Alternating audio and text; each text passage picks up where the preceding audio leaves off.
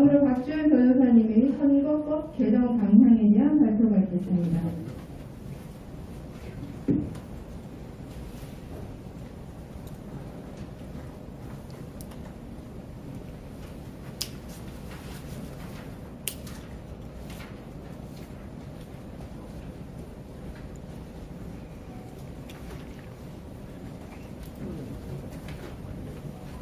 네, 반갑습니다. 박주현 변호사입니다.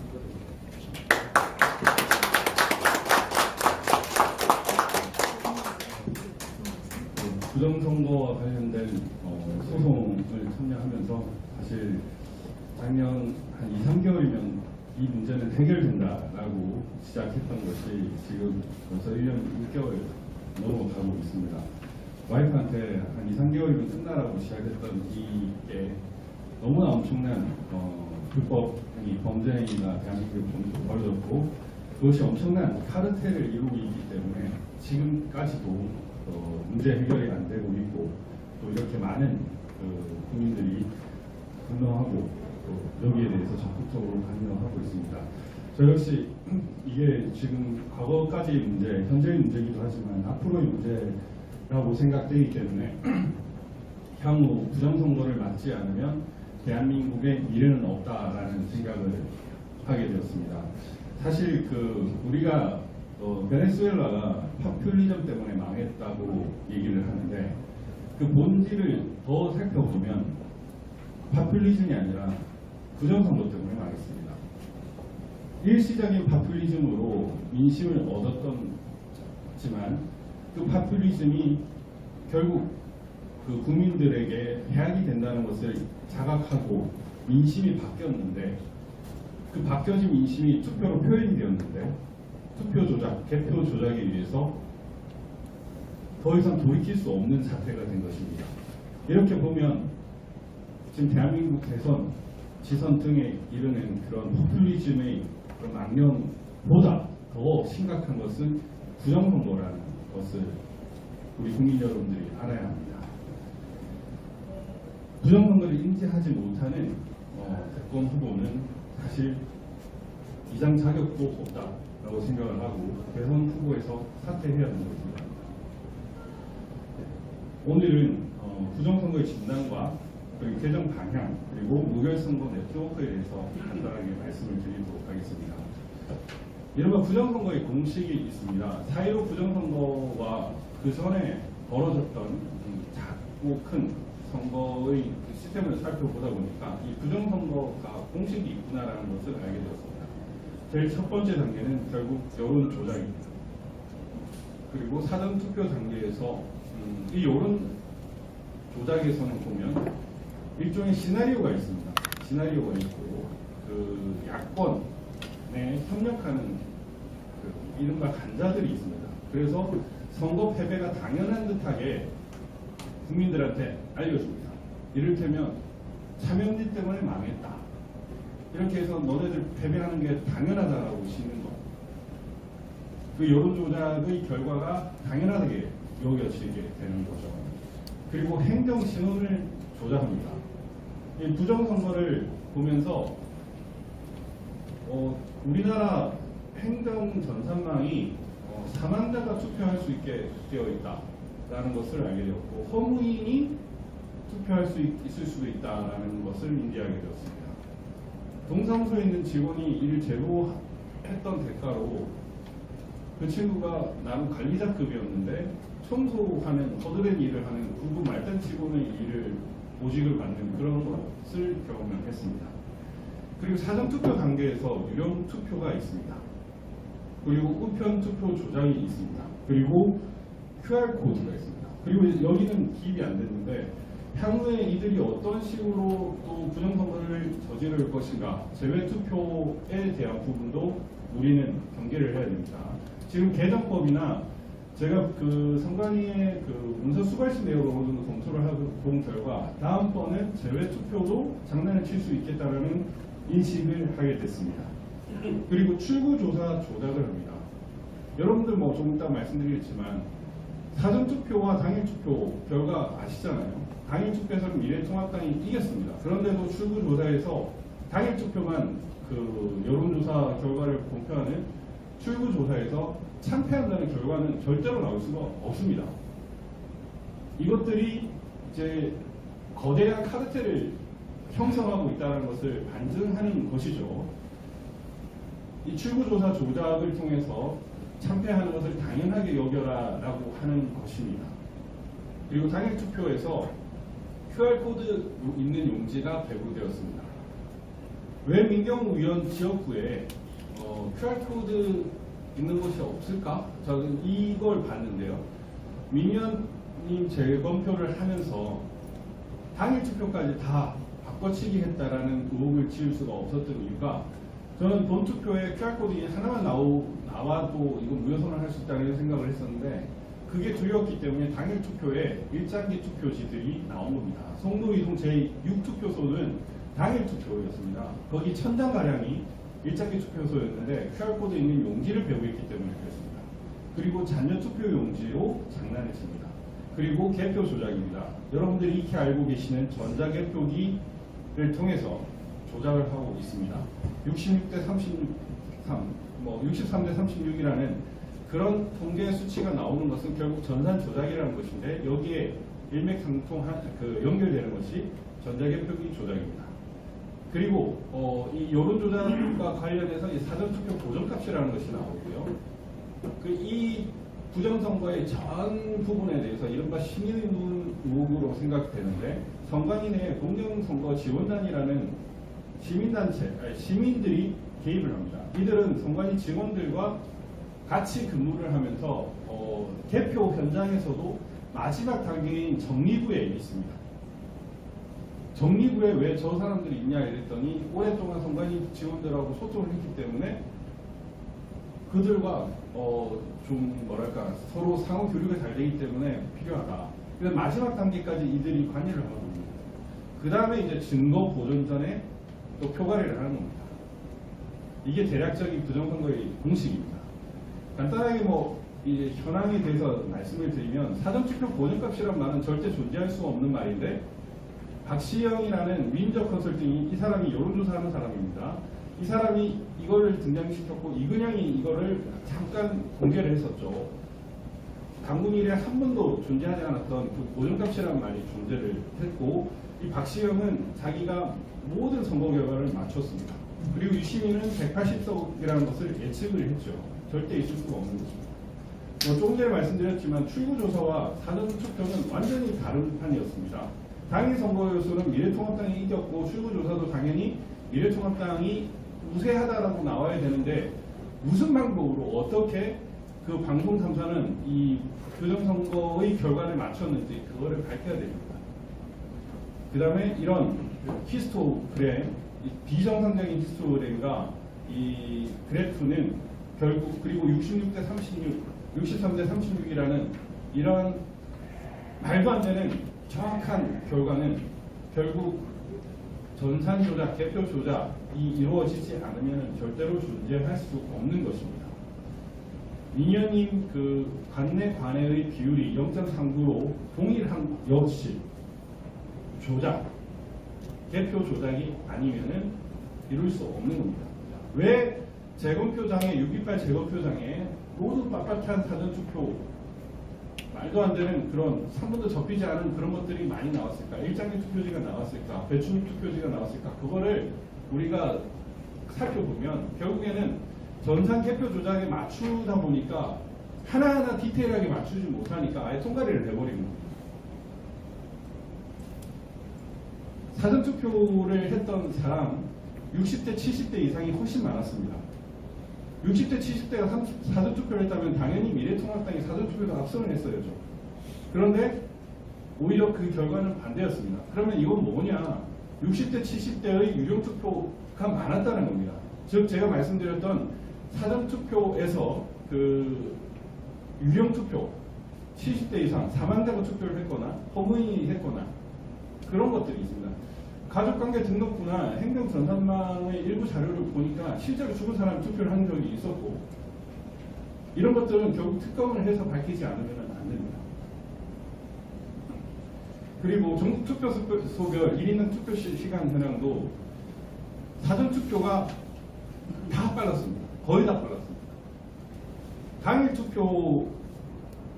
투표소가 이게 이제 15초 미만인 게 24개밖에 등장 안 했고 관내 사전투표는 179개밖에 안 나왔는데 출력하는 데만 20초가 넘게 걸리는 이곳이 어떻게 이렇게 될 수 있느냐? 즉 사전투표는 유령이 했기 때문에 가능한 것입니다.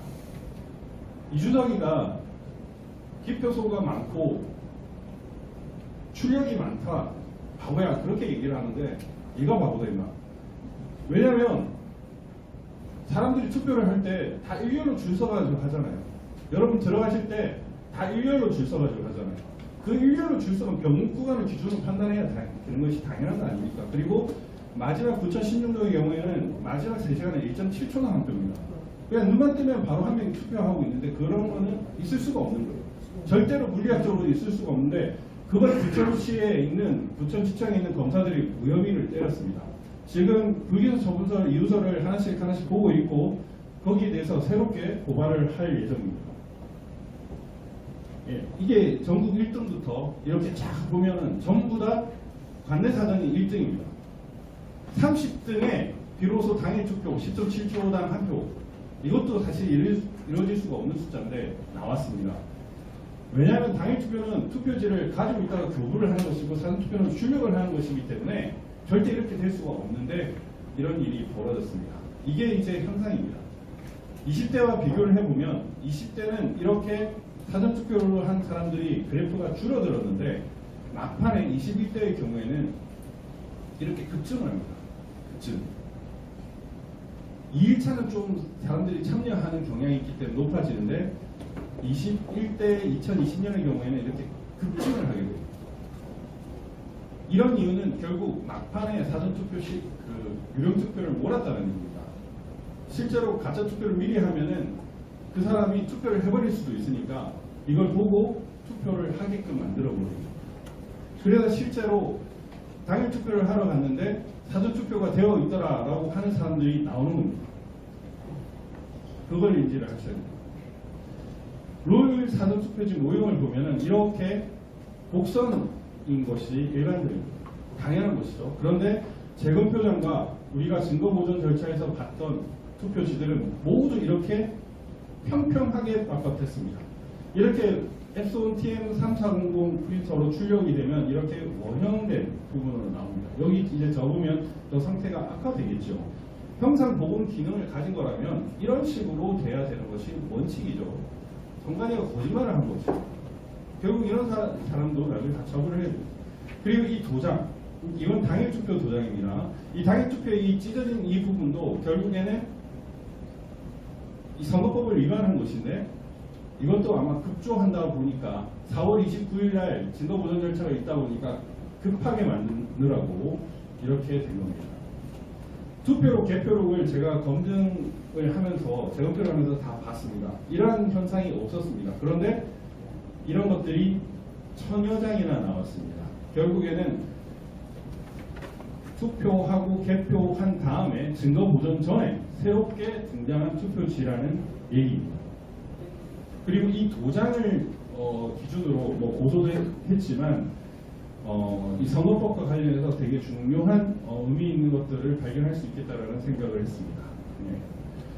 이 선거법 157조를 보면은 선거인이 보는 앞에서 일련 번호지를 떼어서 교부하되 필요하다고 인정되는 때에는 100매 이내의 범위에서 그 사인을 미리 날인해 놓으면 교부할 수 있다. 이렇게 편의상 이렇게 하고 있는데 보통 가위로 이렇게 잘라서 하기 때문에 조금 전에 이렇게 잘랐던 그 부분에 대해서 그런 식으로 나올 수가 없습니다. 여러분.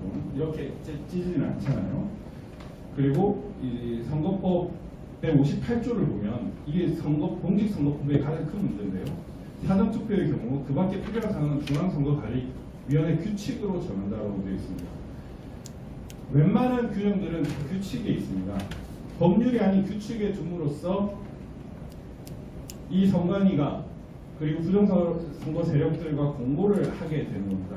향후의 선거법 개정 방향은 결국 규칙에 있는 것을 전부 다 법률로 만드는 그런 작업이 가장 큰 전제가 되어야 될 것입니다. 그리고 기존에 있는 법도 안 지키는 것도 문제입니다. 그런데 판사들이 기존의 그런 어떤 선거 무효소송 판례에서 관행으로 그런 어떤 법률 위반이 있다고 해도 용서해 줬던 적이 많습니다. 그래서 계속 기각이 됐었던 건데요. 선거법은 가장 엄격한 절차에 의해서 이루어져야 됩니다. 그런 것도 우리는 철퇴를 가해야 될 것입니다. 예, 규칙을 보완 또는 수정한 내용을 법률로. 제가 1장기 투표제 얘기를 했는데요. 1장기 투표제와 관련된 부분이 공직선거관리규칙 84조에서 나옵니다. 보면은 2개 이상의 도장을 조각하여 임명대장에 등록을 하고 날인할 수 있다라고 되어 있는데 이거 하나의 도장으로 해야 됩니다. 임명의 대장에만 등록을 하고 이미지화는 못 시키게 해야 됩니다. 여러분들이 지금 이거 보시는 것이 21대 국회의원 선거 사전투표 관리관 도장 등록 내용입니다. 선관위가 이걸 전부 다 관리를 하고 있습니다. 이걸 전부 다 관리하고 있으니까 어떤 일이 발생합니까? 사전투표를 만들어낼 수 있는 겁니다. 사전투표 관리관을 예를 들면은 BJ 톨, 예를 들면 김땡 형이라고 했을 때 그분이 가지고 있는 도장을 가지고 투표를 하게끔 해야 되는데 선관위가 이렇게 일괄되게 가지고 있음으로써 이걸 바로 출력을 할 수 있게끔 만들어 놓는 거거든요. 이걸 못하게 막아야 됩니다. 그리고 왜 2개 이상의 도장을 조각합니까? 하나만 하면 되는 것이지. 선관위가 못하게 이렇게 막아야 되는 것이고요.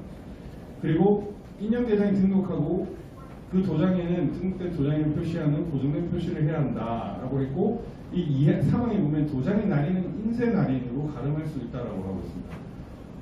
그러니까 투표 프린트에 출력할 때 인쇄 날인을 하게 하는데 이 인쇄 날인 못하게 해야 됩니다. 사전투표 관리관이 짝짓게 만들어야 됩니다. 그리고 인명을 선관위가 가져가고 있는데 투표 관리관이 자기 인명으로 해결을 하면 됩니다. 이거를 원칙적으로 해야 얘들이 사전투표를 이렇게 뽑아내는 그런 장난을 막을 수가 있습니다. 사전투표 관리관이 내 인명은 이렇게 했다고 하면 개표할 때 이 인명이 아닌 인명들은 다 무효 처리를 하면 되는 것이거든요. 그리고 공직선거관리규칙 86조가 선거 사전투표 관리에 관한 사항을 기재하여야 한다라고 했는데 이것도 여기 구체적으로 적어야 되는데 제일 중요한 건 뭐냐면 사전투표의 유용투표가 최소 20% 이상으로 보입니다. 그렇다면 그 사전투표를 몇 명이 했는지를 참관인이 시간별로 기재를 해야 되는데 그걸 기재를 하게 하는 게 첫 번째고요. 두 번째는 사전투표 관리관 도장이 몇 장을 찍었는지를 기재하게 해야 됩니다. 예를 들면 사전투표 관리관이 이렇게 인쇄날인으로 이렇게 몇 장을 출력한 게 아니라 내가 몇 번을 찍었다라는 게 이게 돼야 됩니다. 즉 어떤 게 문제냐면 제가 증거보전 절차를 하면서 선관위 직원들과 물어봤습니다. 사전투표를 참관인이 그리고 거기 있는 선관위 직원이 몇 명을 했는지를 모른다는 겁니다. 그럼 어떻게 기재를 하느냐? 중앙선관위 전산망에서 그렇게 몇 명이 투표했다고 오면은 그걸 그대로 적습니다라고 해요. 이게 이제 사전투표, 유령투표가 발생하는 가장 근본적인 이유입니다. 그래서 사전투표 관리사항의 그 사항 기재를 할 때 몇 장을, 투표지 몇 장을 했는지를 참관인은 기록을 해야 되고 사전투표 관리관은 도장을 몇 번 찍었는지를 기재를 해야 되는 것이죠. 그걸 보고하는 것이 사전투표로서 장난을 치는 것을 전면적으로 막을 수 있는 가장 근본적으로 필요한 것입니다. 물론 여러분들이 그 투표 관리관으로 그 참관인으로 들어가셨을 때 그거를 막는 가장 큰 업무도 여기에 해당된다고 볼 수 있죠. 그리고 우편투표에 심각한 부정 조작이 있었다는 거 알고 계실 겁니다. 이런 그 청주 상당구 정영순과 윤곽근 후보가 다툰 이 지역에 이렇게 대패질하듯이 재단된 자국이 나온 이런 것들 제가 많이 말씀을 드렸는데요.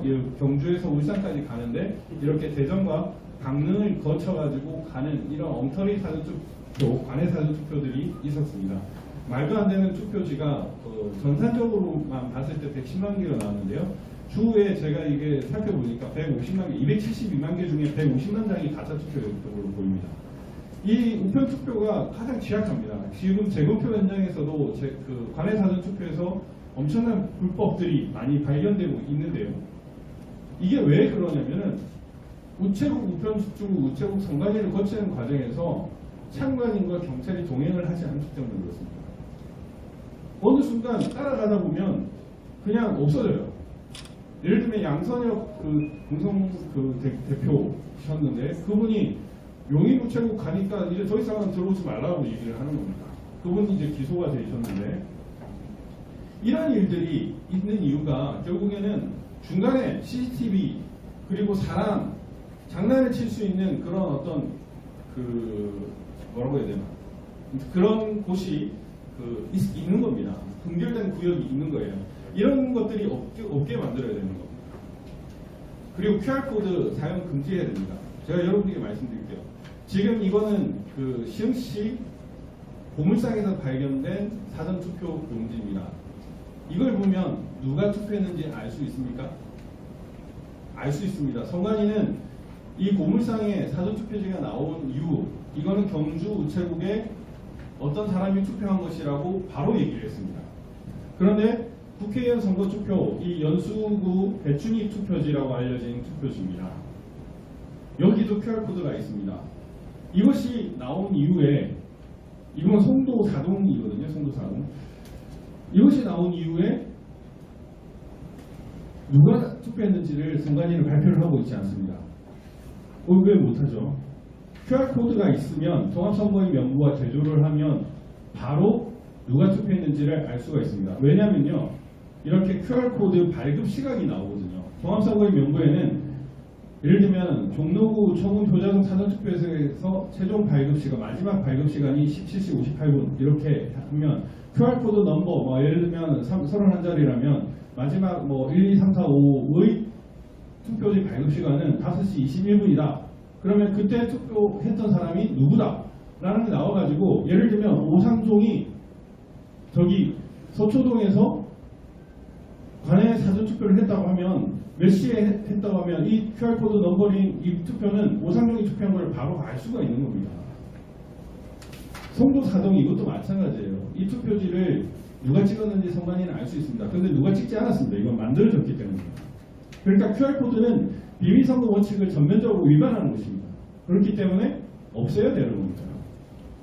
네. 그리고 이제 무결선거 네트워크와 관련해서 말씀을 드리면 사실 무선넷은 이제 그런 겁니다. 제가 이제 선관위 위원으로서 서울시 선관위 위원으로서 이제 다칠 보궐선거를 이제 살펴보고 또 국힘당의 정당 교육을 했었습니다. 사전투표 감시, 개표 그리고 당일 투표 감시는 어떻게 해야 되는지 이걸 이제 일시적으로 했었는데요. 너무 한계를 많이 느꼈습니다. 그리고 부정선거와 관련된 운동을 하면서도 우리 아스팔트의 한계를 느꼈습니다. 야, 이거 이대로 하면은 결국 하는 척만 하다가 하는 신용만 하다가 끝나겠다. 이거 안 된다. 그리고 정말 이 블랙 시위를 하다 보면 정말 위대한 국민들이 많지 않습니까? 정말 훌륭한 분들을 많이 만났습니다. 이 블랙 시위를 하면서 제가 공직에 있었을 때 뵀던 분들보다 훨씬 더 깊이 있고 훌륭한 분들을 많이 만났는데 그러한 힘을 제도권으로 가져오지 못하는 그런 한계를 보고 정말 답답했습니다. 그런 어떤 취지에서 이렇게 출범을 했고요. 한번 치트키를 쓴 사람은 다음번에도 치트키를 씁니다. 내년 대선 안 할까요? 부정선거? 대놓고 할 겁니다. 왜냐하면 걸리면 이제 끝나거든요. 아니 이미 많이 걸렸고 다음에 정권 넘어주면 끝나거든요. 근데 이 선거란 것이 되게 위험한 것이 당선 결정이 되면은 그걸 뒤집는데 너무나 많이 걸려요. 너무나 많은 출혈이 있고 죄 없는 사람들이 감방에 가고 혹은 죽거나 다칩니다. 이런 일을 막아야 된다는 것이죠. 그러려면 어떻게 해야 되느냐? 사전에 선거 전에 이거를 적발을 하는 것이 필요하다. 훈련된 시민 조직이 필요하다. 훈련된 지식인들이 필요하다. 그리고 이 힘을 정당으로 국가적으로 끌어내는 게 필요하다. 그것이 바로 무선 네트워크의 취지입니다. 물론 또 다른 의미에서 이제 지식인 모임인 미라클 웨이브도 출범을 했고요. 시민들이 선거와 관련된 감시 운동을 하고 체계적으로 조직되고 이 힘을 또 선거 때는 참관인으로 가는 겁니다. 저도 우리 부유한 참관인으로서 5구 대선 때 그냥 자고 놀다가 돈 한 8만 원, 9만 원 받고 좋아했던 기억이 나는데 그런 참관을 하면 안 된다는 겁니다. 조직된, 훈련된 그런 시민들이 참관을 함으로써 내년 대선 지선 때 더 이상 부정 세력들이 이거 잘못하다가 이제 우리 그냥 전부 다 사형이다 라는 인식을 할 수 있도록 무서워서 못하도록 만들어줘야 한다는 것입니다. 그게 정말 중요하다고 생각이 듭니다. 그리고 별도의 여론조사, 선관위를 감시하는 감독기관이 필요하다는 생각이고요. 그리고 오디트, 선관위 전후 감사, 이런 것들이 반드시 필요하다는 생각입니다. 그런 것들이 정말 중요하다고 생각을 하고,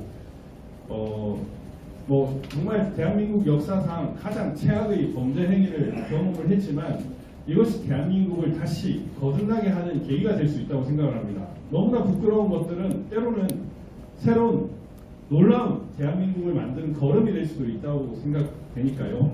여기 있는 여러분들, 그리고 우리 유튜버, 그리고 언론을 시청하는 많은 분들이 함께 해야 이것이 가능합니다. 이제 국투본, 그리고 우리 정교모, 그리고 리버티 연대, 그리고 미라클 웨이브, 많은 분들이 함께 했습니다. 더 많은 위대한 시민의 힘이 필요하고, 이 힘을 바탕으로 우리가 다시 자유 대한민국을 이끌어갈 수 있다고 생각을 합니다. 예, 들어주셔서 감사합니다. 네, 박찬 박사님의 미래지향적 관점 정말 잘 들었습니다.